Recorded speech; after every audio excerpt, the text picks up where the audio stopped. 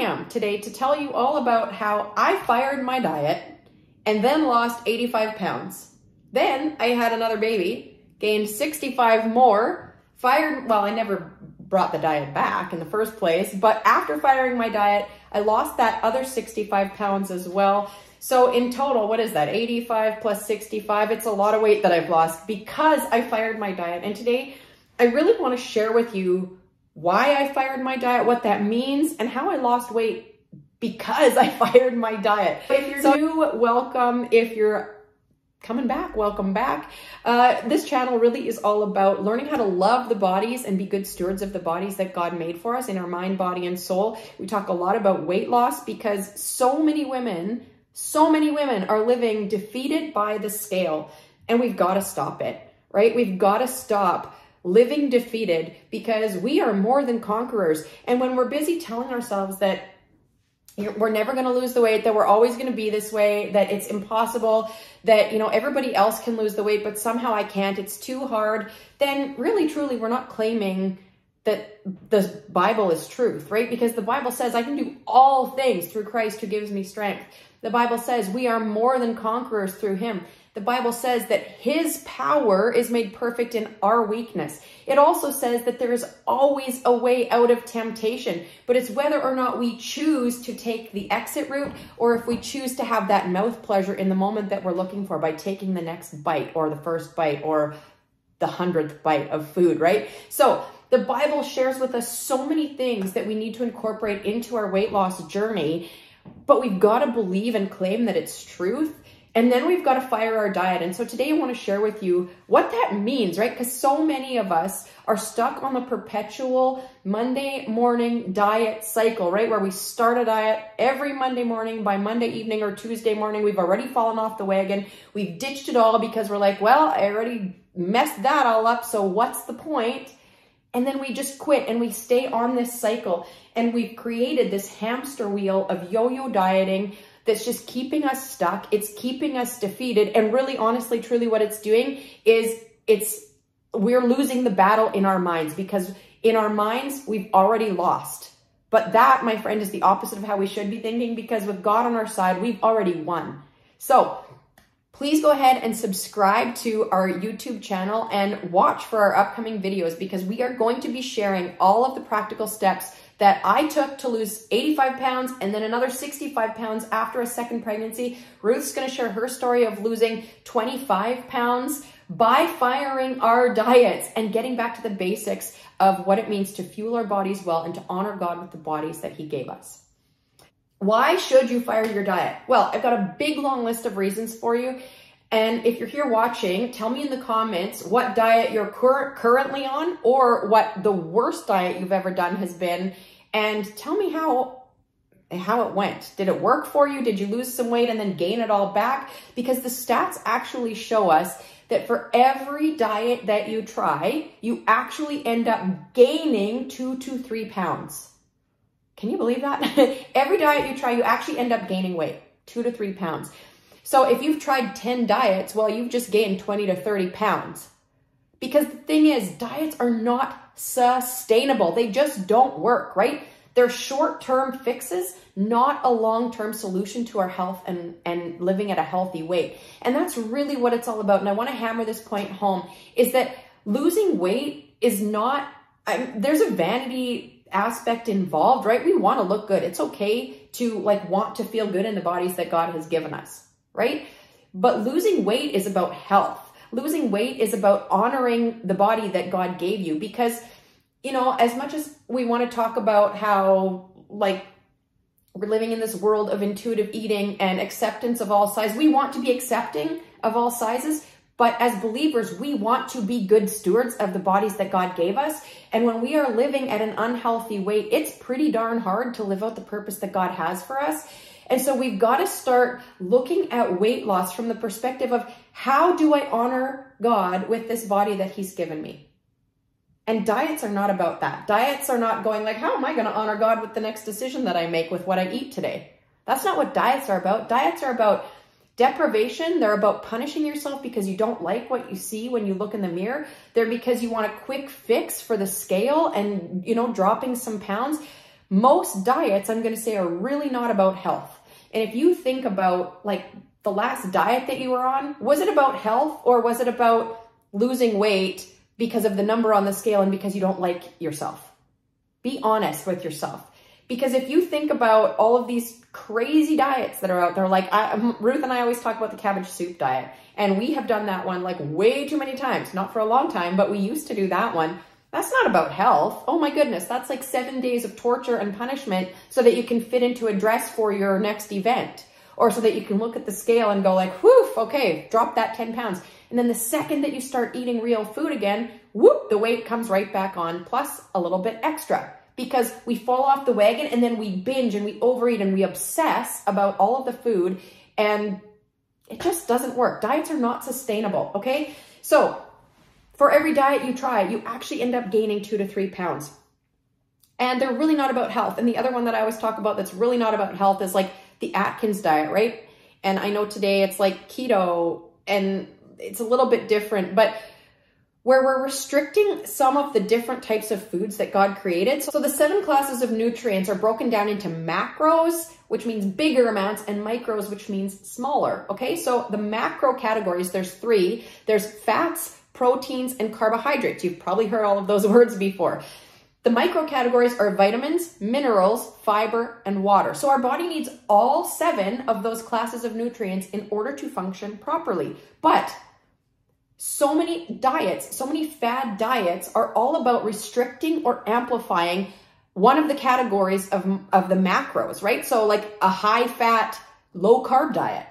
Maybe you've been on a high protein, low carb diet, right? They're all like back in the 80s and 90s, it was all low fat, right? And if you remember that particular era, it was low fat everything. And you want to know what happened when they did that? We were restricting the good fats on that low fat diet. And when the companies that produce the food took out all the good fat, they replaced it with different forms of sugar. And that is when our obesity and type 2 diabetes epidemic went through the roof, because our bodies need good, healthy fats in the right proportion. Our bodies need good, healthy, complex carbohydrates, not the simple carbs like the donuts and the chips and all the white breads and all of that type of stuff. But our bodies need complex carbohydrates. Protein, right? We need good sources of protein in our diet. But all of those fad diets are like, we're restricting ourselves. We're saying, I'm never going to eat a carb again. Have you ever been on a diet like that? Because I sure have. But oh my goodness, what an unsustainable way to live. And our bodies need those good, healthy carbohydrates, right? There's carbohydrates in fruits and vegetables that are good for our bodies. And so when we're on these diets that say, I'm never going to eat a carbohydrate again, well, that is just not sustainable. Are you going to want to live like that for the rest of your life? Probably not. And so when you start a diet like that, it's with this sense of dread. And so when you're starting something with a sense of dread, when you start something from a position of negativity and dislike and like, oh, I have to go do this, do you think that's going to be a fun thing to do? Do you think that's going to be sustainable? Do you think you're going to want to stay on that long term? No. Hey, if you're ready to fire your diet, but you just don't know where to start after you do that, then I would love to invite you to download our Should I Eat That guide. It's a free 5-step decision-making guide for weight loss, and it's a series of questions that will help you decide what good fuel would be for your body. It's what I used to lose the 85 pounds and then the 65 pounds after the second pregnancy. Go ahead and download it at shouldieatthat.com. The link will be in the description. So firing your diet is really all about getting back to the basics of what it means to treat our bodies well. Here's the thing, my friend. We get to choose what we put into our bodies. Okay? You get to choose whether or not you fill your body full of junk. You get to choose whether or not you go on another fad diet or not. You get to choose whether or not you are going to honor God by being a good steward of the body that he gave you, okay? And diets also, another one of the things that are so bad about them is that they create obsessive thoughts about food, right? Like when you say, I'm never gonna eat a carbohydrate again, well then all right away that happens is that you start obsessing about carbs that you can't eat. And you see a donut and it's like rolling around on repeat in your head that you want to go eat a donut, but you can't eat a donut because you're on another diet and blah, blah, blah, blah, blah. And that can roll around in your head for days, right? Until you cave and go eat the donut. And then you've sabotaged your diet, and then you start the whole hamster dieting yo-yo cycle all over again. And it's just horrible, right? If you've been on diets like me, you just know that horrible feeling going like, oh, yeah, it just feels horrible. It sounds horrible. And so we don't want to do that anymore. So it's time that we fire our diets, because fad diets are not the answer. They are short-term fixes, not a long-term solution. What we want to do instead, and what I did to lose that 85 pounds and then another 65 after I had another baby, is I started viewing food as fuel for my body. Okay, and what I want to challenge you to do, as you're watching this video, and you can put it in the comments, I will start viewing food as fuel for my body. The next time that you go eat something, like start tracking it, maybe for a whole day in your journal. Everything that you decide to put into your mouth, you think of it as fuel for your body, okay? That food is fueling your body. Is it good fuel, or is it a bunch of crappy fuel? Because here's the thing, all of that sugar, all of the processed junk that many, many people are consuming, that fuels your body, but in a really horrible, terrible way. Because what it does is it sends your blood sugar up on like a crazy tailwind spike and then crashes down. And so it's fueling your body, but not in a good way. And so the other big thing that we have to think about as we think about creating healthy lifestyles for ourselves that are sustainable, that are about treating our bodies like a temple, not a trash can, that are about viewing food as fuel for our bodies, is that we want to get rid of the obsessive thoughts about food. We want to learn how to have a healthy relationship with food. We want to learn how to be in control of what we choose to eat, not feel like we're cheating and like the obsessive thoughts are taking us down and we have no control, right? We want to find freedom with food. We want to get healthy. We want to shed the weight so that we can live at a healthy weight for our body. It's not about being skinny. It's not about being a size 0 or a model. It's not about having a six-pack. It's about being at a healthy weight for the body that God created for you. And that number is going to be different for everybody. And so learning how to view food as fuel is honestly one of the most important steps that we can take in a weight loss journey, because it will start to shape the way that you make decisions, right? And so, you know, I often say, when we think about firing our diet and losing weight and living a sustainable, healthy lifestyle, you're still going to eat a piece of birthday cake at some point in your life. You're still going to probably eat at a fast food restaurant at some point in your life. But it's about finding that freedom with food. It's about taking back the control that food has over you. It's about learning how to view food as fuel. And it's about limiting how much sugar you are consuming. And it's about using portion control and moderation. And really, that's what I did to lose all that weight, is I fired my diet because of all the reasons that I shared with you at the beginning of this video. And then I started viewing food as fuel for my body. And I wanted to tell you that you can make all the excuses in the world that you can't afford the healthy food, but you can't afford to be sick. You can't afford to not take good care of your body. And healthy food, yes, it costs a little bit more, but there's lots of less expensive, healthy things that you can eat, okay?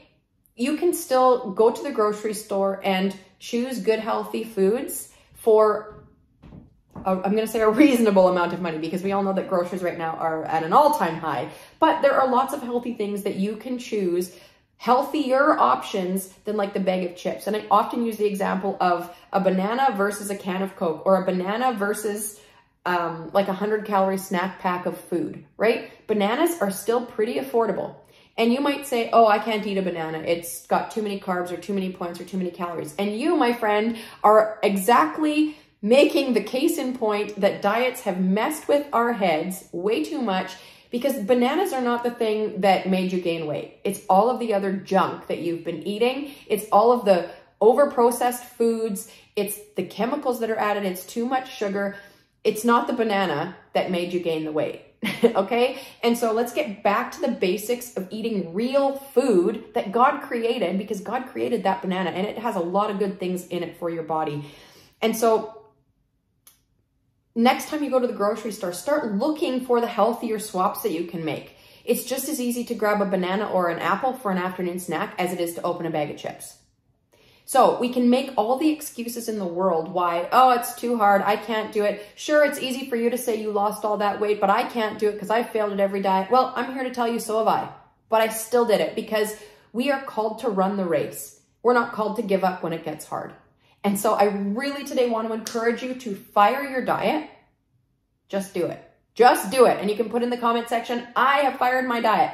And then never go back. Decide instead that you're going to create healthy habits in your life that are going to help you shed the weight in a sustainable way, and that you can create a lifestyle that you love. And you know what? I did not eliminate any food groups when I was losing the weight. What I did is I learned how to use portion control and moderation with what I ate and to view food as fuel for my body.